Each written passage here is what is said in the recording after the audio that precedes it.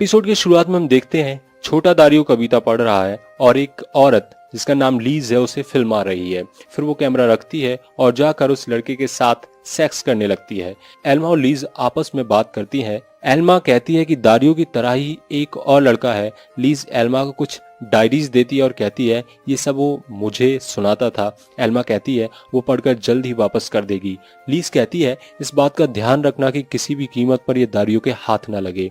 Joy एक लड़के से मिलती है पर वो समझ नहीं पाता वो कैसे उसकी मदद करे। जॉय कहती है कि हो सकता है ये कत्ल दारियो ने किया हो क्योंकि जूलिया की बॉडी पे जो फ्रैक्चर्स मिले हैं वे अलग हैं। वो लड़का जॉय को डिनर के लिए पूछता है। जॉय उसे ना कर देती है। डॉक्टर इनिगो और डिटेक्टिव मोंटानिया को फ्रैक्चर्स के एक्सरे दिखाता है और कहता है ये किसी हादसे के पहले के हो सकते हैं। डिटेक्टिव मोंटानिया और इनिगो उसके बाद होटल का फुटेज देखते हैं जिसमें एल्मा जूलिया को फोर्स कर रही है उसकी बात सुनने के लिए और बाद में उसे काट देती है। एल्मा को रोड पर दारियो का हम शक्ल जाता हुआ दिखता है। वो उसे आवाज देती है पर दारियो का हम शक्ल उसे रिस्पॉन्स नहीं करता। एल्मा उसका पीछा करते होटल पहुंचती है। वो बंदा कमरे में घुस जाता है। उसी वक्त इनिगो आता है और एल्मा से पूछता है वो कहाँ जा रही है। एल्मा कहती है दारियो से मिलने। इनिगो कहता है तुम जानती हो दारियो यहाँ नहीं है। इसके बाद एल्मा वहां से चली जाती है। एस्तबान से मिलने मोंटानिया आती है। एल्मा अपने घर में दारियो को ढूंढती है पर जॉय आकर कहती है उस साले को मैंने घर से बाहर निकाल दिया। मैं अपने घर में किसी मर्डर के साथ नहीं रह सकती। एल्मा कहती है हम इस बारे में बात करेंगे बाद में, पहले मुझे ये बताओ दारियो कहाँ है। इसी दौरान वहां लियो थेरेपिस्ट के साथ प्रवेश करता है। एस्तबान डिटेक्टिव मोंटानिया को वो कार्ड दिखाता है जो उसके पास आया था और कहता है तुम्हें अंदाजा है ये आत्महत्या नहीं है।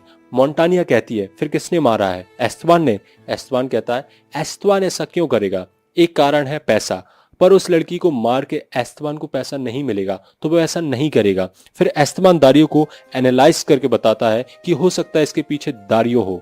वो आया हो छत पर और बातचीत में अपना आपा खो बैठा हो और उसने जूलिया को नीचे फेंका हो। थेरेपिस्ट और लियो एल्मा से कहते हैं हम तुम्हारे साथ हैं। हम जानते हैं दारियो तुम्हारी जिंदगी में घुस गया है। तुम उससे ज्यादा ही ऑब्सेस्ड हो। हम तुम्हें बस ये कहने आए कि हम तुम्हारी हर संभव मदद करेंगे। एल्मा कहती है मुझे तुम्हारी मदद की जरूरत नहीं है। तुम सब लोग मुझे अपने हिसाब से जीने दो और अभी मेरे घर से निकल जाओ। वे तीनों वहां से चले जाते हैं।